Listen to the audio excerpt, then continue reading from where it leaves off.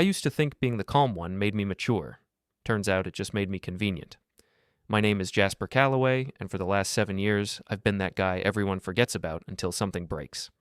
And then suddenly everyone remembers I exist because I'm the one who knows where the toolbox is, which switch does what, and how to fix it without making people feel weird about it. I work building operations for a mid-size mixed-use property in Charlotte, the Meridian Complex, 12 floors of office space, ground floor retail, and a 4-level underground parking structure that smells like concrete and regret. It's the kind of job where you learn that every lock has a story, every camera sees more than people think, and trust is just another word for access control. My wife Mara is the opposite of everything I am. Where I'm background noise, she's the main channel. She collects attention the way I collect work orders, obsessively, methodically, with the kind of focus that would be admirable if it wasn't so exhausting to watch. She works in healthcare administration at the Riverside Clinic downtown, managing operations for a team of doctors and nurses who actually save lives while she schedules their calendar and optimizes their billing codes. But to hear her tell it, she's running the place. Mara treats every conversation like it's a performance review she's determined to ace. Social media is her second language, maybe her first, actually. Instagram, Facebook, TikTok, wherever people will watch. She curates our life in filters and captions, turning our ordinary existence into a highlight reel that gets more likes than our actual marriage gets affection.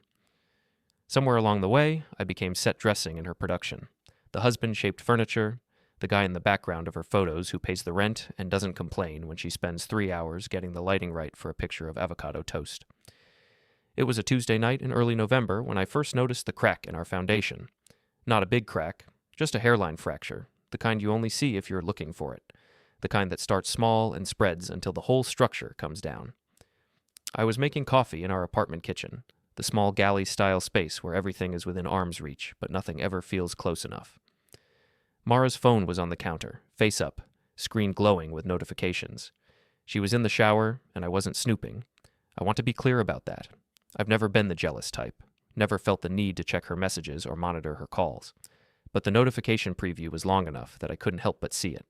A comment on her latest Instagram post. The post itself was a photo of her at work, professional smile, caption about finding joy in the little moments.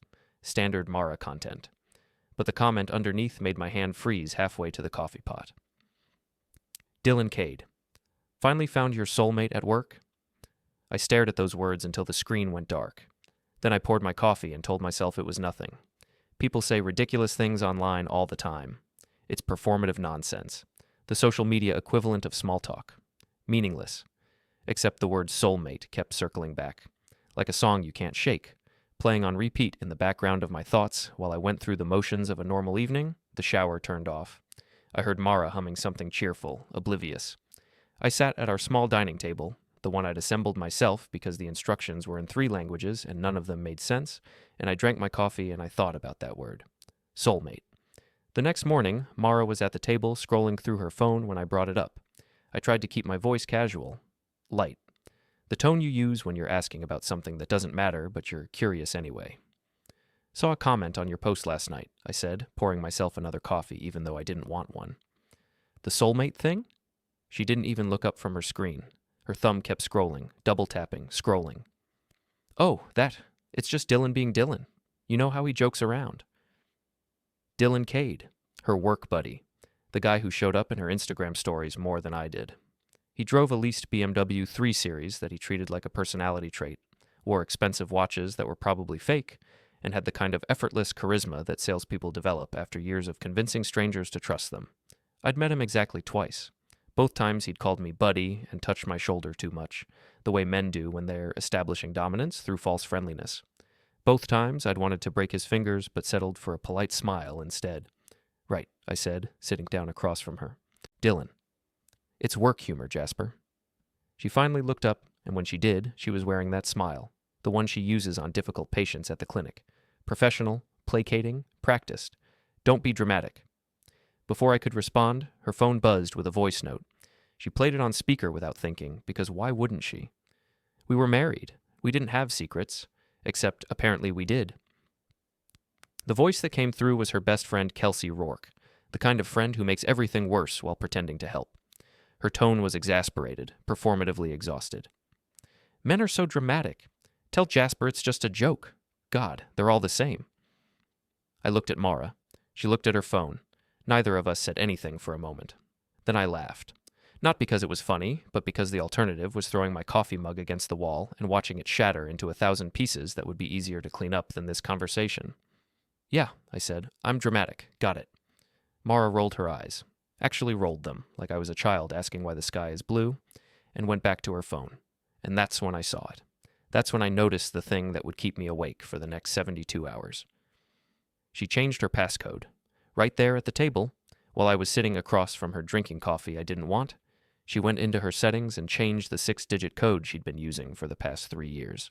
She tried to make it look casual, like she was just updating her security settings for no particular reason, but her eyes flicked to me once while she did it, quick and guilty, checking if I'd seen.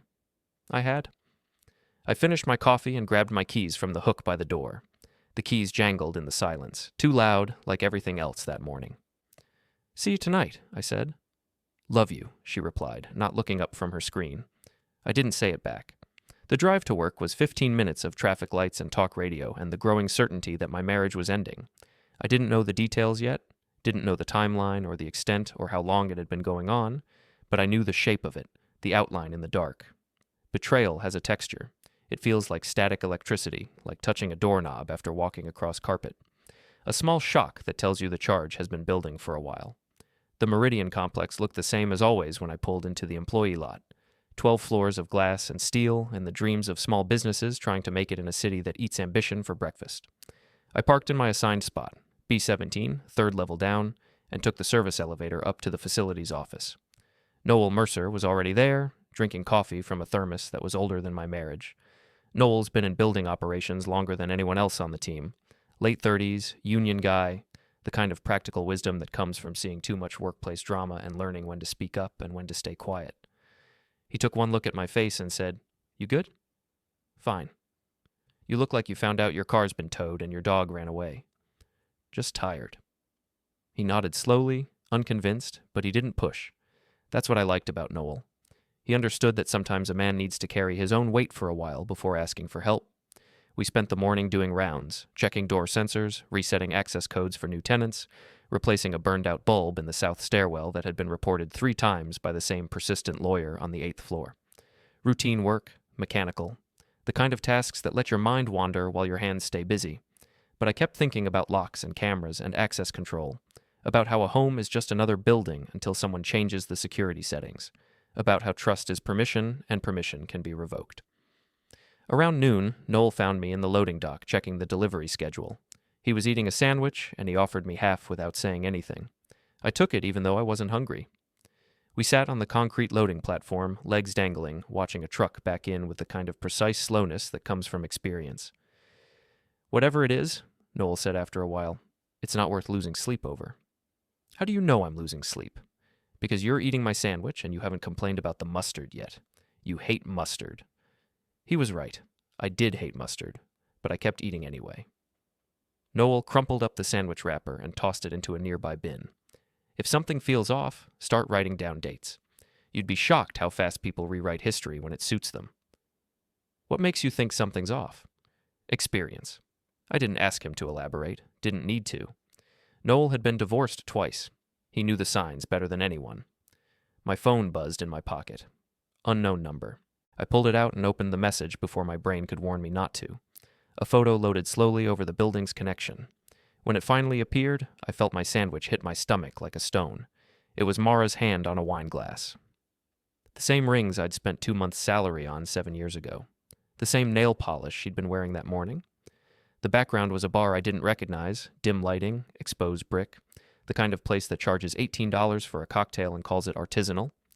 The caption underneath, "She's fine. Don't embarrass yourself." I showed Noel the screen without saying anything.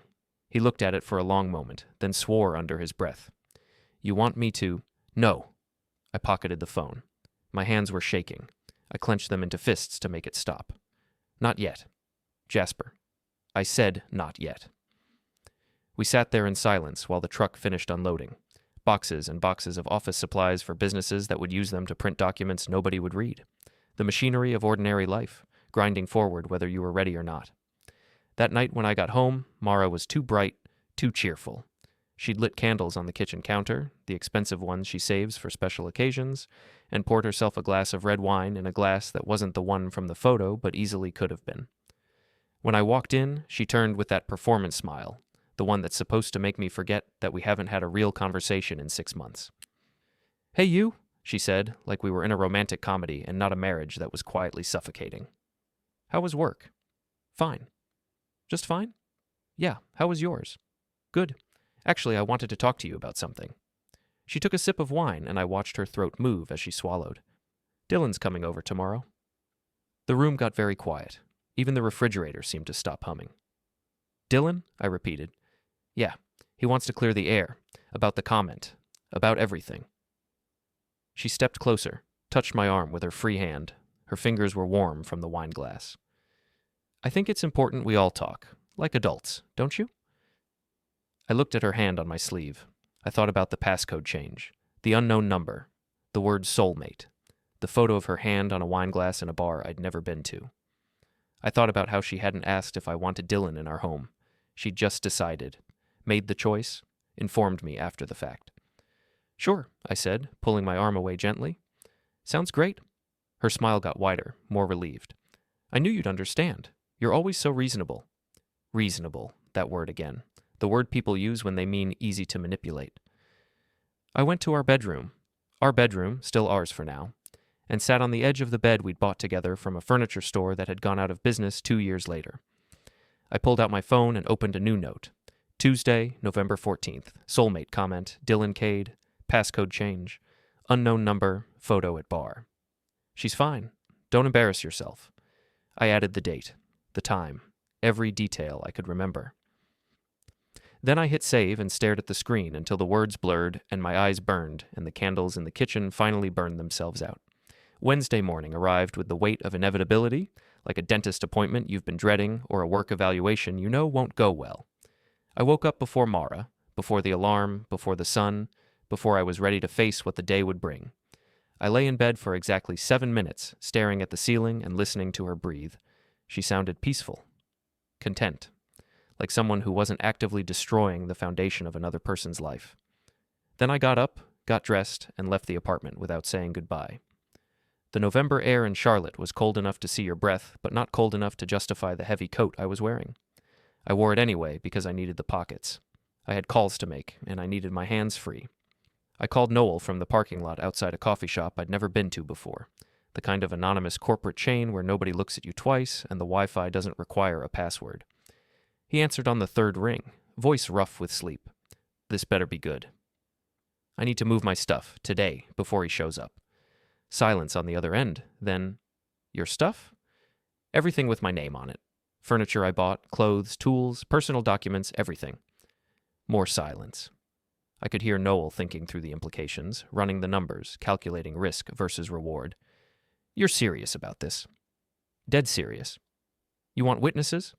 "Yes." "Legal?" "Completely." I heard him exhale slowly. "All right. I know a moving crew. Licensed, bonded, insured. The whole legitimate operation. They'll document every box, every piece of furniture. You'll need photos too. Timestamps. The works. I've got it covered. What about Mara? What about her? She's going to lose her mind when she sees this. Good. Maybe she'll understand what it feels like." Another pause. "You sure you want to do this? Once you pull this trigger, there's no taking it back." I thought about the soulmate comment, the passcode change, the photo of her hand on a wine glass with a message telling me not to embarrass myself. "I'm sure." "All right then, I'll make some calls. How much time do we have?" I checked my watch. 7:45 in the morning. "Dylan's supposed to come over around 6 tonight. I want to be done by 4. "That's tight. Can you do it?" "Yeah, but it's going to cost you." "I don't care about the cost." "Okay, give me an hour. I'll call you back." He hung up. I sat in my car and drank bad coffee and watched people go in and out of the shop, carrying their own problems in paper cups, completely unaware that my entire life was about to change. Noel called back at 8:30. "Got a crew, 3 guys, big truck. They can be there by 2. That work?" "Perfect." "What's the address?" I gave it to him, heard him writing it down. "Jasper, one more thing." "Yeah?" "Don't take anything that's legally hers. No joint purchases unless you can prove you paid for it. No gifts she bought you, even if you hate them. Nothing that could come back as theft or property destruction. We do this clean, or we don't do it at all. Understood. And one more thing. Photograph everything. Every box, every piece of furniture, every item. Time-stamped photos. If this goes to court, you need proof that you took only what was yours. I'll document everything. Good. See you at 2. I spent the next 5 hours at work, going through the motions while my mind was somewhere else entirely. I checked door sensors I'd already checked, reset access codes that didn't need resetting, made small talk with tenants who didn't care about my answers. At lunch, I went back to the apartment. My apartment, our apartment, the place that would soon be neither, and I started making the list. It was longer than I expected. The couch in the living room. I'd bought it with my credit card 3 years ago when Mara decided our old one was too college for her aesthetic. $1,200 on a month when we could barely afford groceries, but she'd wanted it, so I'd made it happen. The coffee table, my grandfather's, handed down through 3 generations before landing in my possession, definitely mine. The TV, purchased by me, mounted by me, mine. The bed frame, joint purchase, but I had the receipt showing I'd covered 80%. Close enough. My clothes, obviously mine. My tools, definitely mine. My laptop, mine. The kitchen table and chairs, hers. I left those.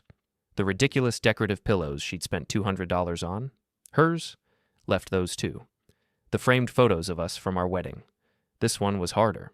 Technically joint property, sentimental value, but looking at them now, at her smile that I'd thought was genuine, at my face that looked so young and hopeful, I decided I didn't want them. Let her keep the evidence of what we used to be. I took photos of everything on my list. Timestamp, location data enabled. Then I took photos of everything I was leaving behind. Creating a record, building a case. The movers arrived at 2:15. 3 guys, mid-30s, the kind of efficient professionals who've moved enough divorcing couples to know the drill without being told. They didn't ask questions, didn't make judgments, just showed me the paperwork and got to work. Noel showed up halfway through with a camera, a real one, not a phone, and started documenting everything with the kind of precision that would make an insurance adjuster weep with joy. "You're thorough," one of the movers said, watching Noel photograph a box of books from 3 different angles. "We have to be," I said. "Divorce?" "Not yet, but soon."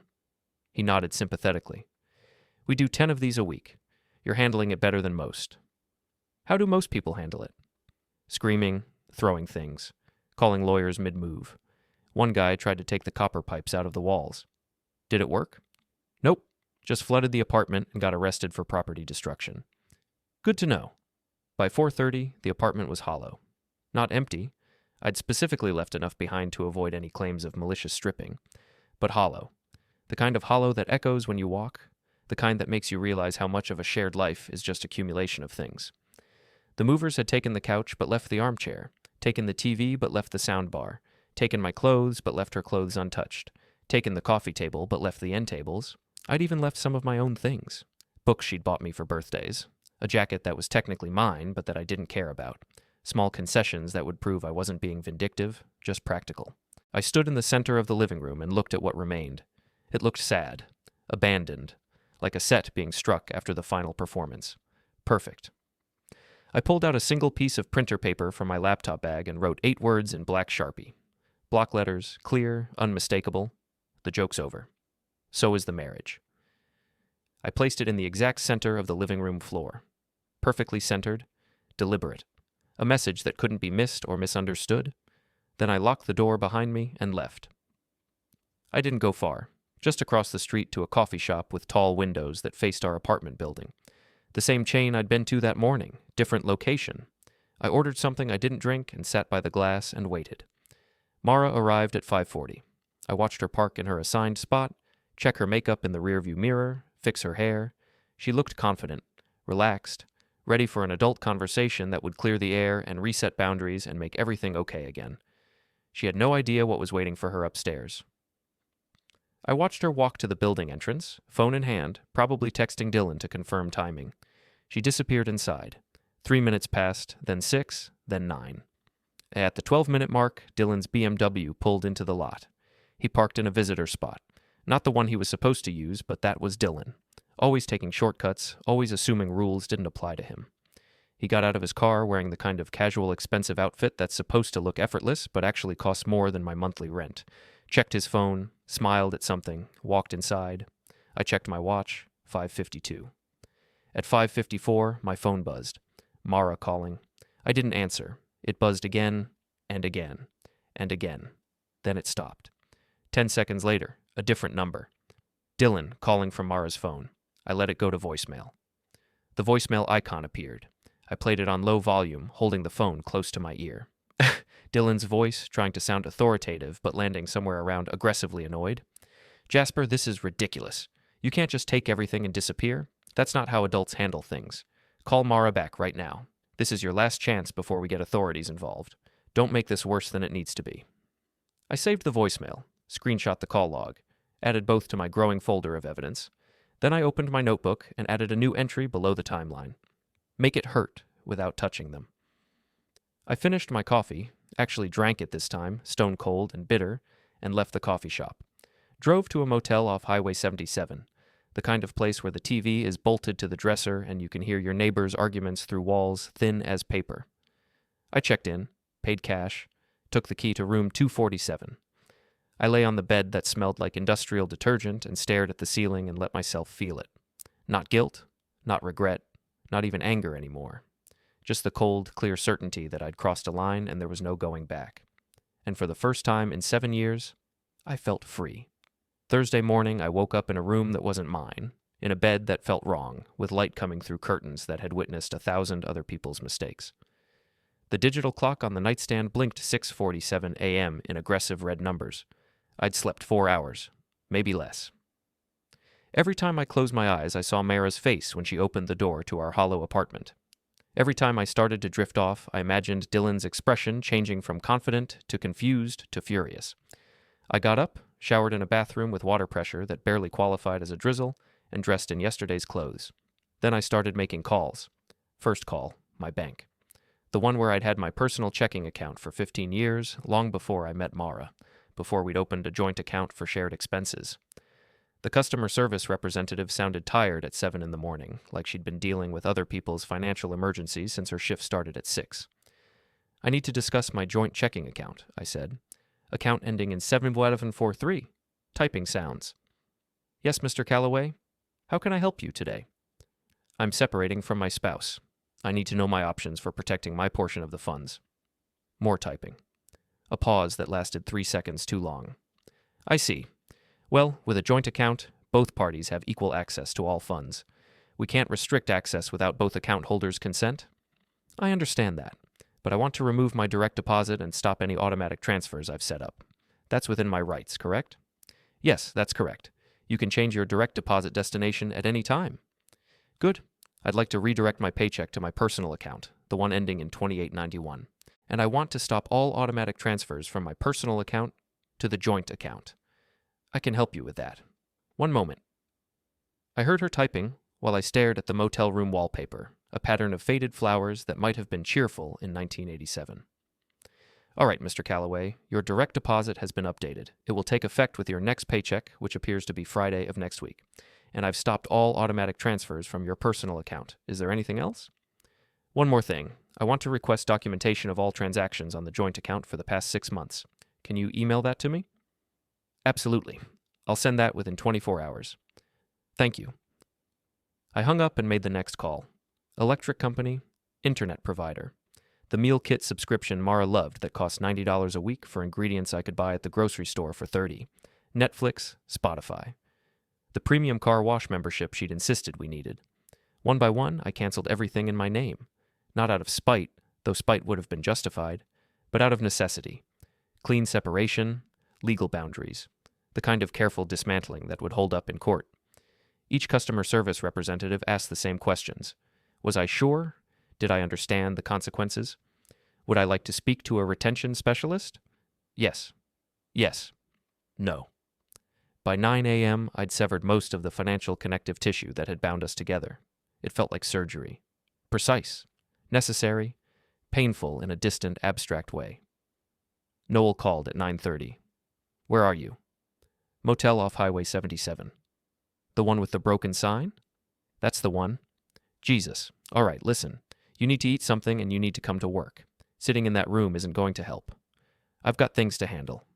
Handle them after work. Right now you need to maintain normal patterns. You show up to work, you do your job, you act like everything's fine. That's how you avoid looking unstable. He was right. I knew he was right. Fine, I'll be there in an hour. Good. And Jasper? Yeah? Bring your documentation. All of it.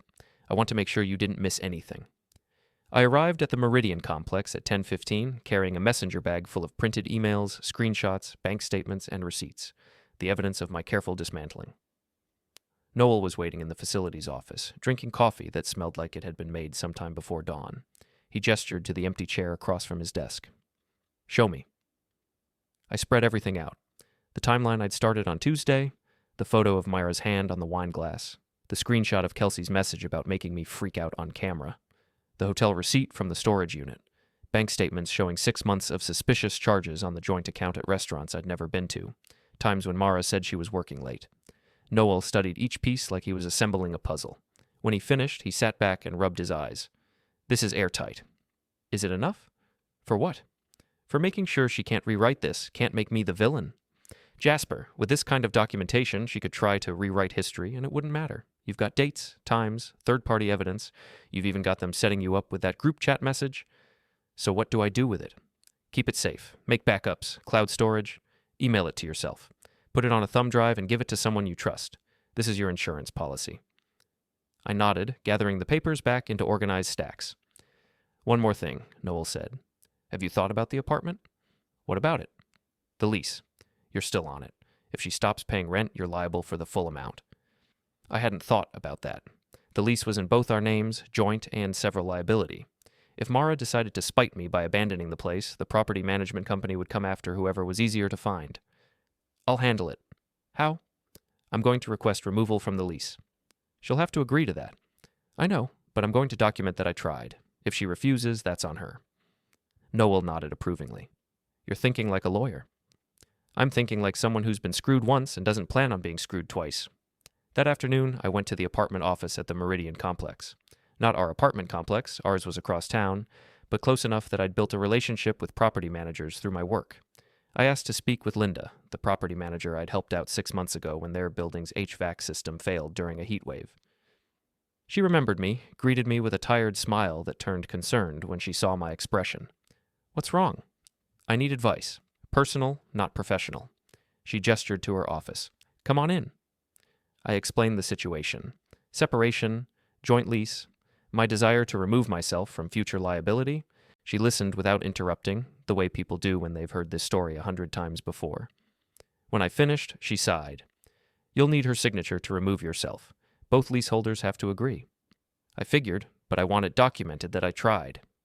Smart. She pulled out a form. Fill this out. Request for lease modification. I'll submit it to her property manager. Even if she refuses, you'll have proof you attempted proper procedure. I filled out the form, signed it, dated it.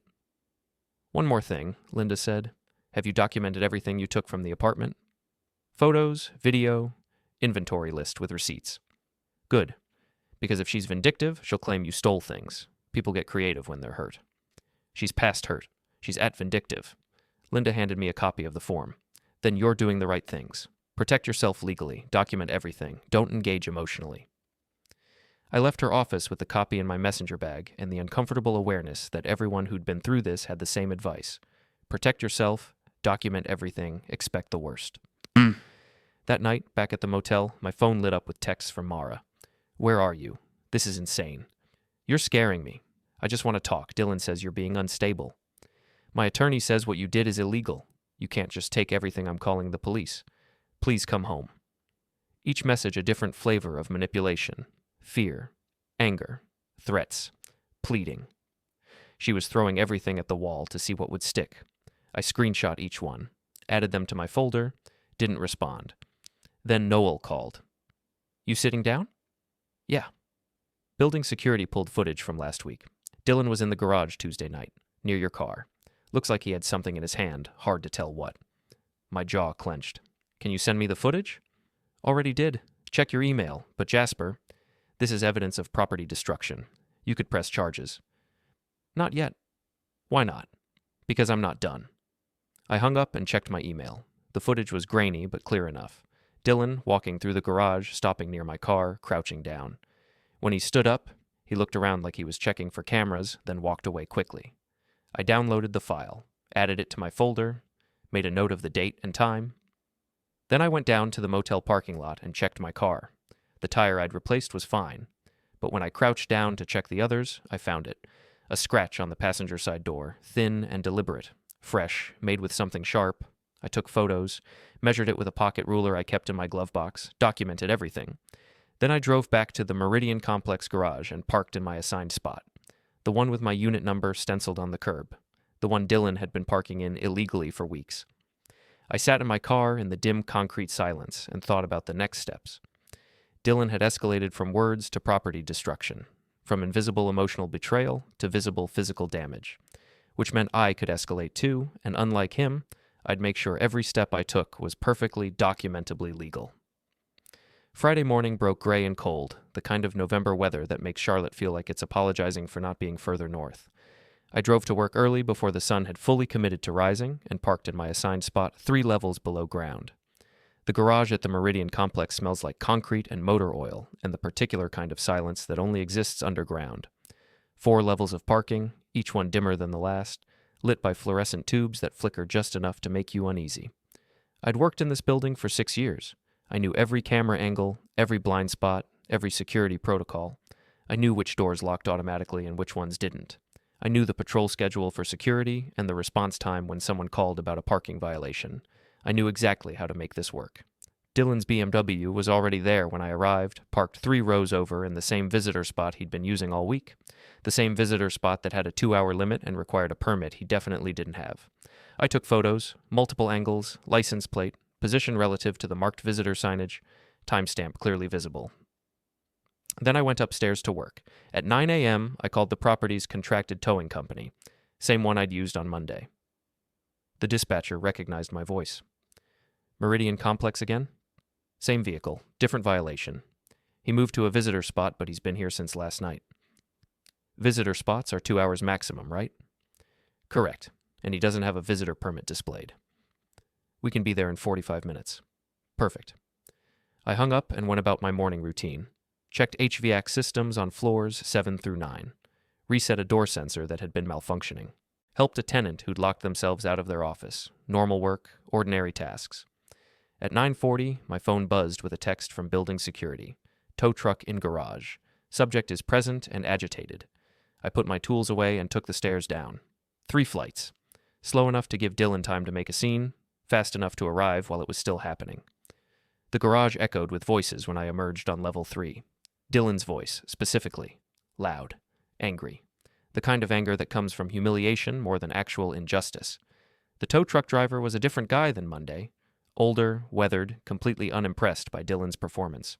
He was already hooking up the BMW while Dylan stood 6 feet away, hands gesturing wildly. You can't do this. I'm here visiting someone in the building. Do you have a visitor permit? The driver didn't look up from his work. I don't need a permit. I know people here. Building says you need a permit. I'm just doing my job. This is harassment. That's when Dylan saw me. I was standing near the elevator bank. Not hiding, just present. Watching. Our eyes met across 30 feet of concrete and fluorescent lighting, and I saw the exact moment he understood. I'd done this. Again. His face went through several colors. Confusion, recognition, fury, before settling on a shade of red that would concern a cardiologist. He walked toward me with that aggressive swagger men use when they want to seem bigger than they are. Not running, not quite threatening, but unmistakably confrontational. You've got to be kidding me, he said when he got close enough. Again? You're doing this again? I kept my voice level. Reasonable. You're in violation of parking policy. This is my spot. No, this is a visitor spot with a 2-hour maximum stay. You've been here since last night. How do you even know that? I held up my phone, showing him the timestamp on my photos. Documentation. His jaw clenched so hard I could hear his teeth grinding. You're harassing me. I'm enforcing building policy. Bullshit. You're targeting me because you can't handle that Mara chose me. Behind him, the tow truck driver finished securing the BMW. The diesel engine rumbled to life. We're done here, the driver called over. Vehicle's going to impound. You can pick it up after you pay the fees. Dylan's hands curled into fists at his sides. He turned back to me, stepping closer. Close enough that I could see the vein throbbing in his temple. Close enough to be threatening. "You think you're clever," he said, voice low and shaking. "You think you're in control. I think you should back up. Or what?" He leaned in, invading my space in that way men do when they want a reaction. "What are you going to do about it, Jasper? You going to call security again, file another complaint, hide behind cameras and rules like a coward?" I didn't move, didn't flinch, just looked at him with the kind of calm that's more unsettling than any threat could be. "I'm not going to hurt you, Dylan." I said each word clearly, deliberately. "I'm going to teach you what it feels like when the ground stops recognizing you, when everything you thought was solid turns out to be temporary, when the rules you ignored finally catch up." His face twitched, confusion mixing with anger. He wasn't used to this response. He was used to men who got loud back, men who threw punches or made threats, men who played by the rules of masculinity he understood. He didn't know what to do with precision. Then he made his mistake. He shoved me, both hands to my chest, hard enough that I stumbled back 2 steps and hit the concrete pillar behind me. The impact knocked the air from my lungs for a second. "Hey!" The tow truck driver was out of his cab immediately. "That's assault, buddy." Pete, the building security supervisor, appeared from the stairwell like he'd been waiting for his cue, which in fact he had been. I'd sent him a text 10 minutes earlier letting him know there might be an incident. "Mr. Cade, you need to step back right now." Pete's hand was on his radio, ready to call it in. Dylan froze, looked at Pete, at the tow driver, at me leaning against the pillar with my phone in my hand, recording. I'd been recording since he'd walked toward me. "You set me up," Dylan said, realization dawning. "You planned this." "I parked in my assigned spot," I said calmly. "You parked illegally. You put your hands on me. I didn't plan anything. I just let you be who you are." "This is entrapment." "This is called documentation." I held up my phone. "And battery. You just committed battery on camera in front of witnesses." Pete stepped between us. "Mr. Cade, I'm going to need you to leave the premises immediately. If you refuse, I'll call the police and show them this gentleman's recording." Dylan's face went through another series of transformations. Anger to fear to calculation. He was trying to find an angle, a way to spin this, a narrative where he was the victim. There wasn't one. "Fine," he said finally. "I'm leaving." "Your car's already leaving," the driver said helpfully, pointing to the truck now pulling out of the garage. Dylan's jaw worked silently. Then he turned and walked toward the stairs, each step echoing in the concrete chamber. When he reached the stairwell door, he stopped and looked back at me. "This isn't over." "Yes," I said. "It is." He left. Pete waited until the stairwell door closed before turning to me. "You all right?" "Fine." "You want to file a report?" "Not yet. Just document it. Note the time, the incident, your observations. I'll let you know if I need it officially filed." He nodded. "Smart. Building a case?" "Something like that." I went back upstairs to work. My chest hurt where Dylan had shoved me, but it was a good kind of hurt, the kind that came with evidence. That afternoon, I got an email from an address I didn't recognize. The subject line was empty. The body contained one sentence. "You filed for an emergency protective order due to your unstable behavior and harassment. You need to stop contacting me and stay away from my workplace and residence." It was signed by Mara's name, but the language was too formal, too legal. Someone had helped her write it. Probably Dylan, trying to sound authoritative. I forwarded it to Tom Bannister, the family law attorney I'd hired. He called me 5 minutes later. "This is aggressive." "Is it real? Has anyone served you with papers?" "No." "Then it's a threat. She's trying to scare you into backing off. Standard manipulation tactic. Don't respond to the email, don't contact her. Just keep documenting." "That's the plan." "Good. Because they're building a narrative. They're going to paint you as the unstable ex-husband who can't let go. They'll use emotional language, therapy terms, maybe even file a protective order petition. Can they do that? They can petition. Whether a judge grants it depends on evidence. And from what you've shown me, they don't have any. They have accusations. You have documentation. So I just keep doing what I'm doing?" "Exactly. Stay clean. Stay documented. Let them make mistakes." I hung up and sat in my truck in the parking lot, watching the afternoon light fade to evening. I thought about Dylan's face when he realized I'd recorded everything. The moment his confidence cracked and he understood he was playing a game where I knew all the rules and he was just making them up as he went. I thought about Mara's email, the desperate attempt to regain control through legal-sounding threats that had no actual power, and I thought about what Noel had said. If you're going to be the villain, make it count. I wasn't the villain, but I was done being the victim. Saturday morning, I met with Tom Bannister in his office, a small suite in a professional building that smelled like old coffee and broken promises. The walls were decorated with his law degree and family photos that were probably outdated by 5 years. He'd asked me to bring everything, every document, every screenshot, every receipt, every piece of evidence I'd collected over the past week. I arrived with my messenger bag full of paper and my phone full of files and a strange sense of calm I hadn't felt in months. Tom spread everything across his conference table like he was assembling a timeline for a jury, which I supposed he might eventually have to do. "Walk me through it," he said, "from the beginning." I did. The Soulmate comment, the passcode change, the unknown number with the photo, Dylan's parking violations, the property destruction, the confrontation in the garage, the threatening email about a protective order. Tom listened without interrupting, occasionally making notes on a yellow legal pad. When I finished, he sat back and steepled his fingers. "They're executing a strategy," he said. "It's not a good strategy, but it's deliberate." "What do you mean?" "They're trying to create a narrative where you're the aggressor and Mara is the victim. The protective order threat, the accusations of instability, Dylan's provocations, they're trying to get you to react. They want you to do something on camera that they can use against you. Like what Kelsey said in the group chat, get him on camera." "Exactly. They were hoping you'd show up at her workplace and make a scene, or confront Dylan physically, or send threatening messages, anything that would make you look unstable." "But I didn't." "No, you did the opposite. You documented their violations. You stayed calm. You let them be the ones who got physical and made threats, which means their strategy backfired." He tapped the printout of Dylan shoving me. "This video is gold. If they try to paint you as violent or threatening, you have clear evidence that he assaulted you, not the other way around." "So what do I do now?" Tom leaned forward. "You file for divorce. Not as revenge, as protection.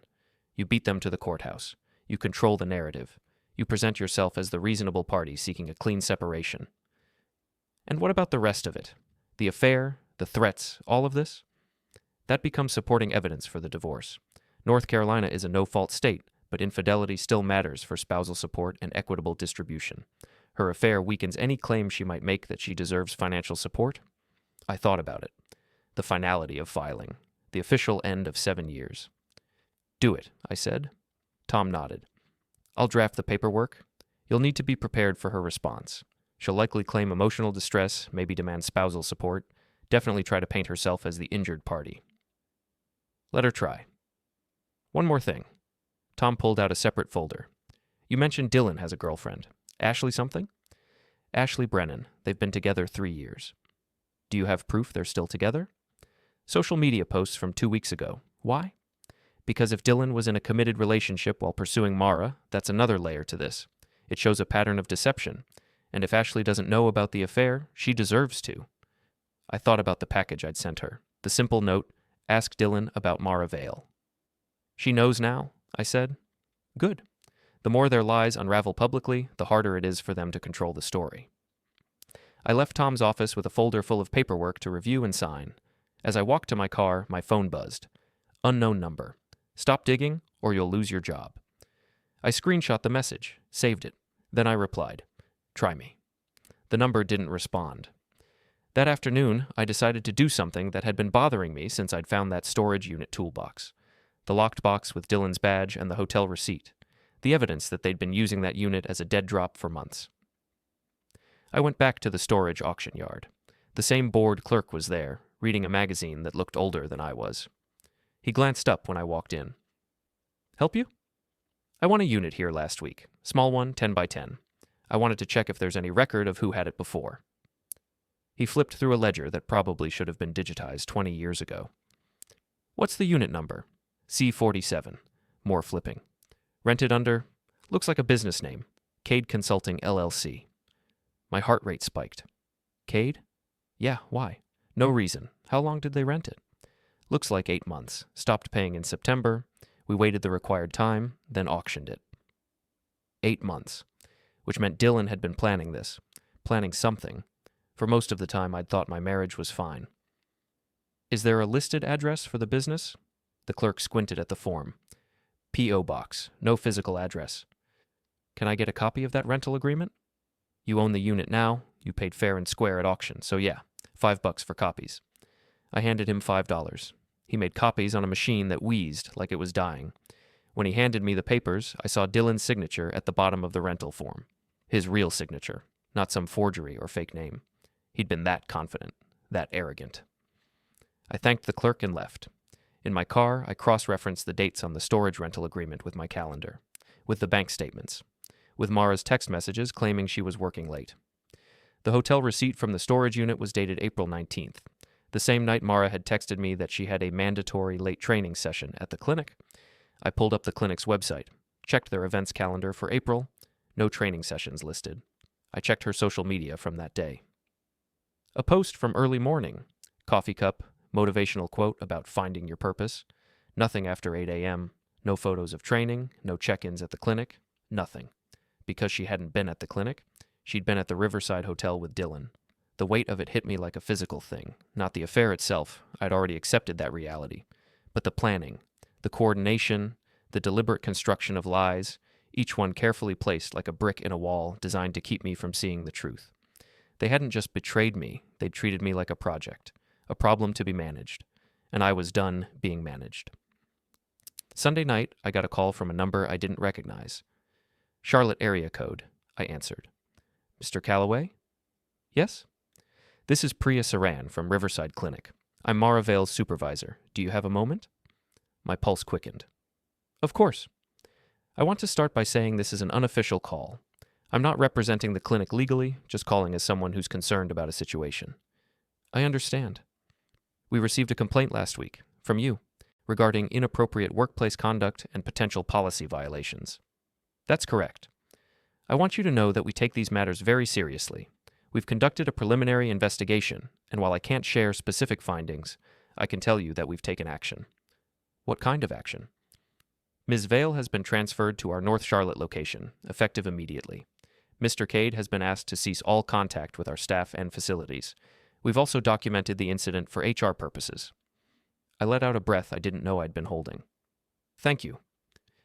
Mr. Calloway, I'm sorry you're going through this, and I want you to know that your complaint was professional, factual, and appropriate. Whatever else happens between you and your wife, you handled this correctly. I appreciate that. Take care of yourself. She hung up. I sat in my motel room with the phone in my hand and felt something shift. Not victory, not yet, but vindication. Mara's perfect image was cracking. Her professional reputation was damaged, her social circle was fracturing, and I hadn't had to lie or manipulate or fabricate anything. I'd just told the truth, slowly, methodically, to the right people at the right time. The truth, it turned out, was its own kind of weapon. Monday morning, Dylan made his biggest mistake. He parked in my assigned spot again. Not a visitor spot this time, not a random space. My specific assigned spot, B17, third level of the Meridian Complex garage. The spot that had my unit number stenciled in yellow paint on the curb. The spot that was listed explicitly in my employee contract. He wasn't being careless, he was being deliberate, he was trying to provoke me. I took photos from multiple angles, license plate, position, the yellow stenciling clearly visible, timestamp. Then I called the property towing company for the third time in a week. The dispatcher sighed when she heard my voice. Same vehicle? Same vehicle. Different violation. He's in my assigned employee spot now. This guy really doesn't learn, does he? Apparently not. We can be there in 30 minutes. I'll be here. I went upstairs to work, but kept my phone in my pocket, volume on, waiting for the call from security that the truck had arrived. It came at 10:15.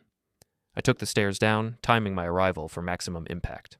When I emerged into the garage, the tow truck was already backing into position, its beeping echoing off concrete walls. Dylan was there too. Not just there, waiting, like he'd been expecting this, like he'd parked in my spot specifically to force a confrontation. He saw me the moment I stepped out of the stairwell. Our eyes locked across 50 feet of underground parking, and I saw it. The rage barely controlled, the humiliation turning toxic, the desperate need to reclaim some sense of power. This wasn't going to be like the previous confrontations. This was going to be worse. The tow truck driver, a different one again, younger this time, started hooking up the BMW. Dylan walked toward him, then stopped when he saw me approaching from the other direction. You, Dylan said. Just that one word, packed with 6 days of accumulated fury. Me, I agreed, stopping 15 feet away. Safe distance, witnesses present, phone recording in my pocket. You really can't help yourself, can you? He was breathing hard, like he'd been running. You can't just let it go. Let what go? The fact that you keep parking illegally? The fact that Mara chose me. His voice bounced off the concrete walls, amplified. The fact that you weren't enough for her. The tow driver glanced over, uncomfortable. Pete appeared at the elevator bank, hand on his radio. I'm enforcing parking policy, I said calmly. You're taking it personally. This is personal. You're making it personal. You took my car twice. You got Mara transferred at work. You sent that package to Ashley. He stopped, realized he'd said too much. Ashley knows? I asked. His jaw clenched. You had no right. I had every right. Just like she had every right to know you were lying to her while you were sleeping with my wife. You're pathetic. He stepped closer. You're a pathetic little man who can't handle rejection, so you hide behind rules and cameras and... I'm not the one losing my car for the third time this week. That did it. Dylan rushed me, not a shove this time. A full charge, both hands reaching for my collar. But I'd been expecting it. I'd been counting on it. I stepped aside, not dramatically, just a simple sidestep, and Dylan's momentum carried him past me into the concrete pillar I'd been standing in front of. He hit it shoulder first, hard enough that the impact echoed, hard enough that he staggered and went down on one knee. Mr. Cade. Pete was running now, radio out. The tow driver had his phone out, filming. I stayed exactly where I was, hands visible, non-threatening. Just a man who'd stepped out of the way while someone else made a terrible decision. Dylan pushed himself up, breathing hard, one hand on his shoulder. I didn't touch you, I said clearly for the cameras. You charged me. I moved. You hit the pillar. Pete reached us, positioning himself between Dylan and me. Mr. Cade, that's it. You're done. You need to leave this property immediately, and you're not allowed back. You're officially trespassed. He provoked me. I watched the whole thing. He stood still. You rushed him. That's assault. And now it's trespassing if you don't leave right now. Dylan looked around wildly. At Pete, at the tow driver, at me, at his BMW being lifted onto the truck. Everything he'd tried to control was slipping away. This isn't over, he said, voice shaking. I smiled. You keep saying that, but every time you do, you lose something else. Pete grabbed Dylan's arm, not roughly but firmly. Come on, let's go. He escorted Dylan to the stairwell. I watched them go, Dylan looking back twice, face red with humiliation and impotent rage. The tow driver finished securing the BMW. That guy's having a bad week? That guy's having a bad life, I said. He just didn't know it until now. The truck pulled away, taking Dylan's car to impound for the third time. I stayed in the garage for a moment, breathing in the concrete-scented air, feeling the adrenaline slowly drain from my system. My phone buzzed. Mara calling. I answered. What did you do? Her voice was frantic. Dylan just called me. He said you attacked him. I didn't attack anyone. I stepped aside. He attacked a pillar. This is insane. You're harassing us. I'm enforcing parking rules. You're destroying his car situation. He keeps parking illegally. That's a choice he's making. You sent information to Ashley. You got me transferred at work. You emptied our apartment. I'm documenting reality. You're upset because reality isn't cooperating with your story. Silence on the other end. Then, okay, yes. There was more than flirting. I waited. Jasper, I'm sorry. I made a mistake. A huge mistake. But we can work through this. We can go to counseling. We can... No. Please. I love you. I made a terrible choice, but I love you. You don't love me. You love the idea of not being the villain in this story. You love the image of the reconciled marriage you can post about, but you don't love me. That's not true. When's the last time you asked me how my day was? When's the last time you knew what I was working on or cared about anything in my life that didn't reflect on your image? Silence. That's what I thought, I said. Sign the divorce papers when they arrive. Make this easy on both of us. What if I don't? Then I'll make it hard. And you already know I'm very good at making things difficult when I need to be. I hung up, stood in the garage alone, and realized I just crossed another line. I wasn't trying to save the marriage anymore. I was trying to end it as devastatingly as possible. Tuesday morning, I filed the official complaint with Charlotte Mecklenburg Police Department. The officer taking the report reviewed my documentation, photos, videos, timestamps, witness statements, garage footage showing Dylan near my car. This is very organized, she said. I work in building operations. Documentation is what I do. And you're sure you want to file criminal charges? Yes, she nodded. All right, I'll submit this. Detective will follow up within a few days. I left the police station and went directly to work. Normal routine, maintaining the appearance of stability while systematically dismantling two people's lives. At lunch, Noel found me in the loading dock. You filed police charges? How do you know? Pete told me. He said a detective might call him for a witness statement. Noel sat down beside me. You know this is going nuclear, right? I don't want civil settlement. I want them to understand there are consequences. For what? Cheating? For treating me like this. For thinking they could rewrite history. Noel was quiet. You're angrier than you're letting on. I'm furious, but fury doesn't help. Documentation helps. That afternoon, I sent one more package to Mara's parents. I'd met them 3 times in 7 years. Conservative people, church people, the kind who valued reputation above all, the kind who would be devastated to learn their daughter was having an affair. I sent them a simple letter with copies of the hotel receipt, the storage unit rental agreement, and the Soulmate comment screenshot.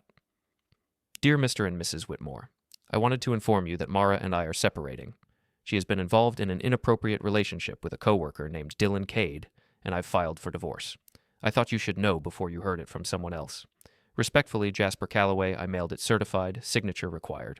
2 days later, Mara's mother left a voicemail, voice strained. Jasper, this is Patricia. I received your letter. I need to speak with Mara. Please call me back. I didn't call back. 3 hours later, Mara called me. You told my parents? She was crying. How could you? They deserved to know. You had no right. This is between us. No, this is between you and Dylan and whoever else you involved. I'm just making sure everyone has the same information. They're devastated. My mother won't stop crying. That's what happens when people find out you're not who you pretended to be. You're destroying my life. No, I'm revealing it. There's a difference. She hung up. The next day, Kelsey showed up at the Meridian complex. Security called. There's a Kelsey Rourke here asking to speak with you. Tell her I'm not available. Pete escorted her out. She left a note. Jasper, this has gone too far. You're hurting people who love you. Mara made a mistake. Why can't you forgive and move on? This vendetta is making you look unstable. Please stop. Kay, I wrote a response on the back. Kelsey, you told Mara to get me on camera freaking out. You helped orchestrate this betrayal. You don't get to lecture me. Tell Mara to sign the divorce papers. Jay, she didn't come back. Friday afternoon, Tom Bannister called. Mara's attorney reached out. They're requesting mediation. Tell them no. Jasper, no mediation, no negotiation. File the divorce. Make them respond in court. Tom sighed. Her attorney is claiming emotional distress. They're asking for temporary spousal support and exclusive use of the apartment. On what grounds? That you abandoned her without support. I laughed. I documented everything. Every account closure, every notification. She had weeks to prepare. That's what I'll argue. But you should know. You're doing everything right legally. But this kind of systematic dismantling takes a toll. I'm fine. Are you? I thought about the motel room, the constant documentation, the cold satisfaction I felt each time they lost something else. I'm better than fine, I said. For the first time in years, I'm in control. Tom was quiet. Just be careful. Control can become its own kind of addiction. I sat in my office and looked out at Charlotte spread below, ordinary and oblivious. Something that felt, undeniably, like winning. The Riverside Clinic's annual fundraiser was scheduled for Saturday, December 2nd. Silent auction, open bar, awards, the kind of event where Mara's professional image mattered. I knew she'd go. Not going would be admitting defeat. So I bought a ticket.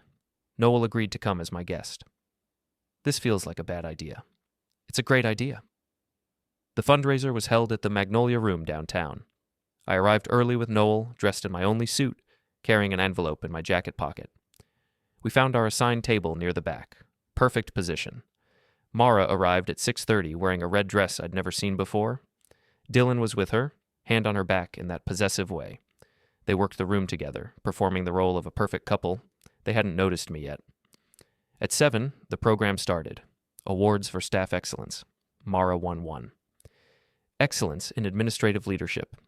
She walked to the stage, accepted a glass plaque, gave a speech about integrity and excellence in healthcare. I almost laughed. She returned to her table. Dylan hugged her. People applauded. That's when I stood up.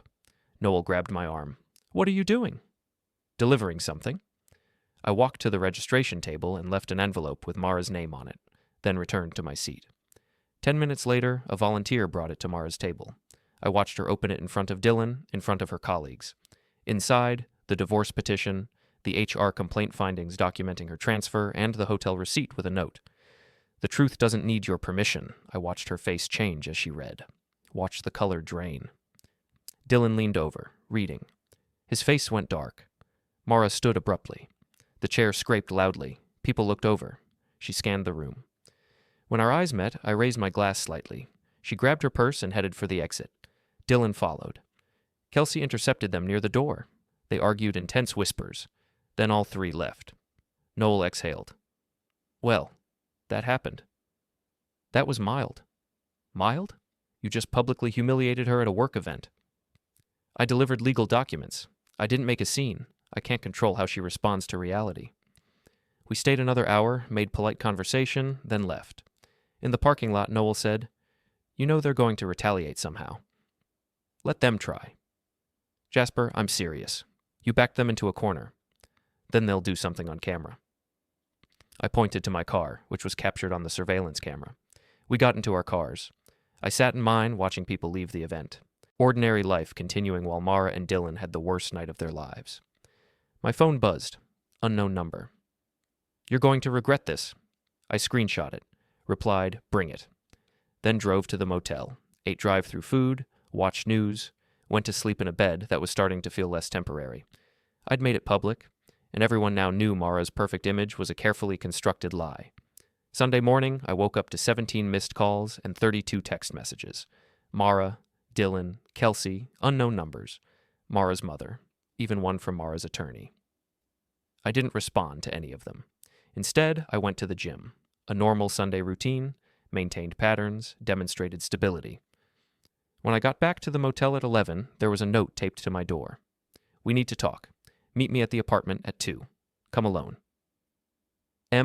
I took a photo of the note, checked the hallway camera I knew was there, saw that someone had definitely been here, though the angle didn't catch their face clearly. I called Noel. "She wants to meet." "Don't go." "I'm going." "Jasper?" "I'm going, but I need you nearby, and I need you recording." This is a terrible idea. All my best ideas are terrible. 2 o'clock, apartment complex parking lot, park where you can see the building entrance. You're really doing this. I really am. I arrived at the apartment at 1:45, early, scoped the parking lot, saw Dylan's BMW, he'd gotten it out of impound again, parked in a visitor spot, so it wasn't just Mara. Perfect. I texted Noel, both of them here. His response, getting good footage. I went upstairs. The apartment door was unlocked. I pushed it open slowly. Mara and Dylan were in the living room. What remained of it. The furniture I'd left looked sad and insufficient. The space echoed. "You came," Mara said. She'd been crying. Real tears this time, not performance tears. Her makeup was smudged. "You asked me to."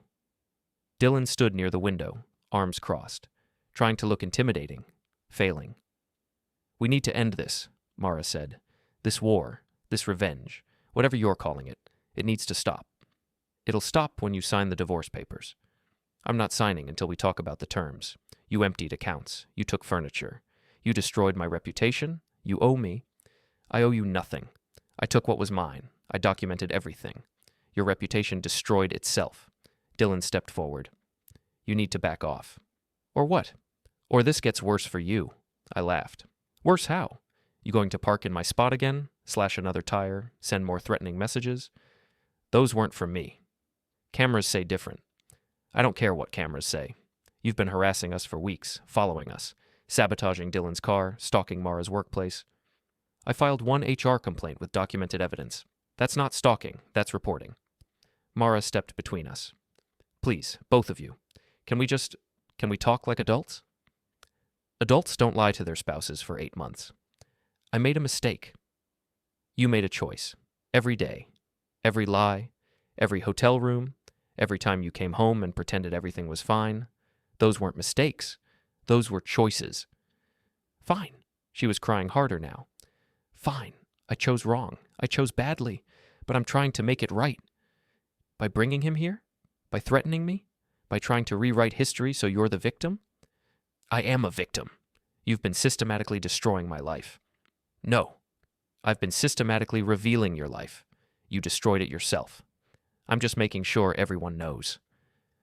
Dylan moved fast. Faster than I expected. He grabbed my jacket, pulled me forward, getting in my face. You smug piece of... Dylan. Mara's voice was sharp. Don't.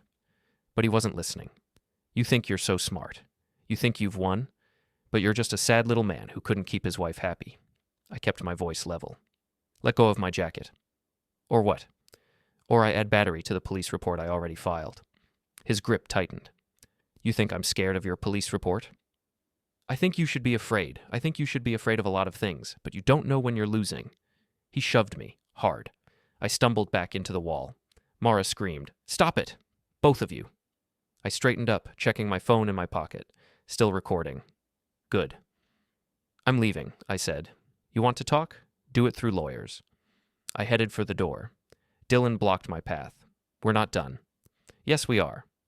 No. We're not done until you understand that you lost. Mara chose me. She wants me. I'm just the guy who documented everything. The guy who stayed calm while you fell apart. The guy who's going to walk out of here while you stay in this empty apartment with a woman who destroyed her reputation for you. I stepped around him. He grabbed my arm, and that's when I made my move. Not physical, not violent, just cold. Mara, I said, not looking at her. Ask him about Ashley. Dylan's grip loosened. What? Ask him if he's still with Ashley, if he's been lying to her the same way you were lying to me. Mara's voice was small. Dylan? He's trying to cause problems. Ask him, Mara. Ask him if Ashley knows he's here right now. Silence. Then Mara, barely a whisper. Dylan? She knows we're taking a break? A break? I turned to look at him. Is that what you called it? Because last I heard, she thought you were visiting your sick mother in Asheville. Dylan's face went white. How do you? Same way I knew about the storage unit. Same way I knew about the hotel. I pay attention. You both thought I was furniture. Mara was staring at Dylan. You're still with her? It's complicated. You told me you broke up. We're on a break. You lied to me too? Her voice was rising. You made me think we were together, that we were real, and you were lying to both of us. Mara, it's not like that. I walked to the door. You two deserve each other. Behind me, they started arguing. Loud, vicious. The kind of fight that happens when two liars finally run out of lies.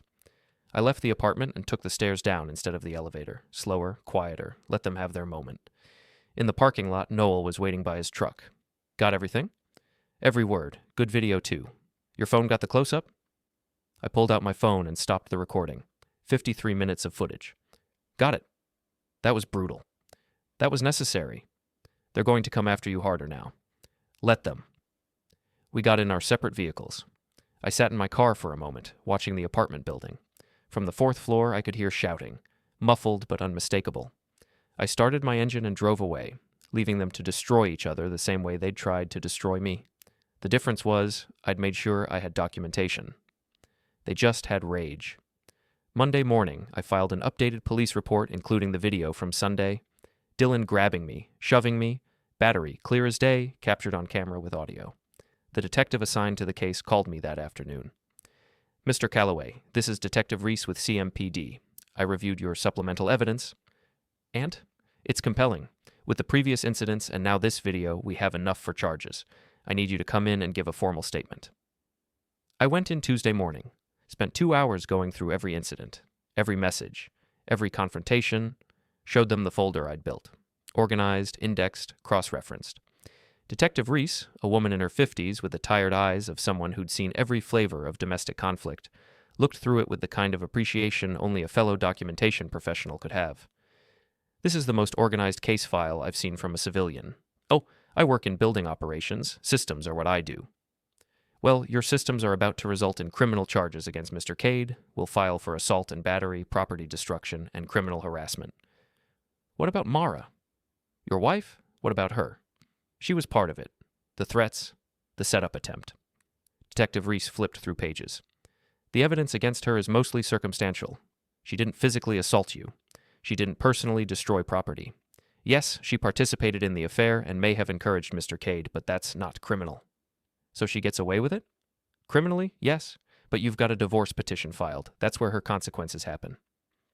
I signed the formal complaint. They issued a warrant for Dylan's detention. He was arrested Wednesday morning at his apartment. I didn't watch it happen, but Noel heard through his network that Dylan had tried to run. Actually ran. Made it 2 blocks before getting tackled by a cop half his size. Very on brand for Dylan. They held him for 6 hours, then released him on bond with conditions. No contact with me, no contact with Mara. Stay away from the Meridian Complex and the Riverside Clinic. His attorney requested trial. Tried to claim self-defense. Tried to claim I'd provoked him. My attorney, Tom Bannister, sent them the full video. All 53 minutes. Dylan grabbing first. Dylan shoving first.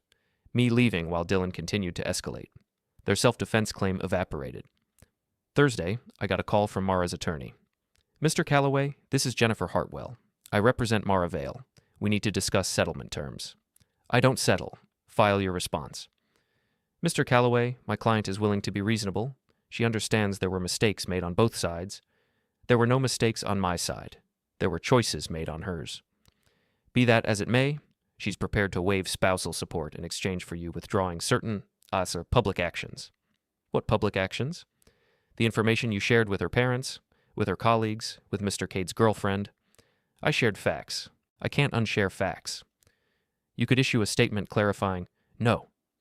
Mr. Calloway. No settlement, no negotiation, no clarifications. She signs the divorce papers with standard asset division based on what each of us can document we own, and we're done. Otherwise, see you in court. I hung up. Friday afternoon, the divorce papers arrived at the apartment. Mara's apartment now, effectively. She signed them. No hearing, no mediation, no last-ditch attempts at reconciliation. Just her signature on the line, making it official. My attorney called to confirm. It's done. 30-day waiting period, then final decree. That's it? That's it. Clean break, no spousal support. Assets divided according to documentation. You get everything you can prove you bought. She gets the rest. And Dylan? Criminal trial scheduled for March. But that's separate. Your marriage is over. I sat in the motel room, my room now, basically. I'd been there 3 weeks and felt nothing. Not relief, not satisfaction, not even the cold victory I'd felt after each small win. Just emptiness. The kind that comes when you spend so much energy destroying something that you forget to plan what comes after. Saturday morning, I started looking for apartments. Real ones, permanent ones, places where I could build something new instead of just documenting something old. I found one in a quiet building on the east side of Charlotte. Small but mine. No shared lease, no joint accounts. Just my name, my credit, my choice. I signed the lease that afternoon. Moved in Sunday with the furniture I'd put in storage, the couch, the coffee table, the TV, the pieces of a life I'd carefully preserved while dismantling everything else. Noel helped me move. We worked in silence mostly, the comfortable quiet of people who understand each other. When the truck was empty and the apartment was starting to look like a home, Noel opened 2 beers and handed me one. You did it. Did what? Won. However you want to define that, you won. I looked around the apartment. My space, my rules, my future. I don't feel like I won. That's because winning and being happy aren't the same thing. You won the war, but you lost the marriage. The marriage was already lost. I just made sure everyone knew it. Fair enough. He raised his beer. To new beginnings? I clinked my bottle against his. To actual endings. We drank. Monday morning, I went back to work at the Meridian Complex. Same job, same building, same routine. Pete saw me in the garage and nodded. Heard you're moving on. Yeah, new place. Good for you. That whole situation was rough. It was necessary. Still rough. I took the elevator up to the facilities office. Logged into my computer, checked the work orders. Ordinary problems requiring ordinary solutions. And for the first time in weeks, I felt something close to normal. Not happy, not healed, but normal. Like maybe, eventually, I could be something other than the guy who documented his wife's betrayal with the precision of an engineer and the coldness of a machine. Like maybe, eventually, I could just be Jasper again. Tuesday afternoon, 2 weeks after the divorce was finalized, I got a message from an unknown number. 1 line. I'm sorry. No signature. But I knew it was Mara. I stared at the message for a long time. Considered responding, considered saying something cruel or cutting or final. Instead, I deleted it. Not out of anger, not out of forgiveness, just out of recognition that some apologies come too late and matter too little. I put my phone away and went back to work. The joke was over. The marriage was over. And for the first time in years, so were they.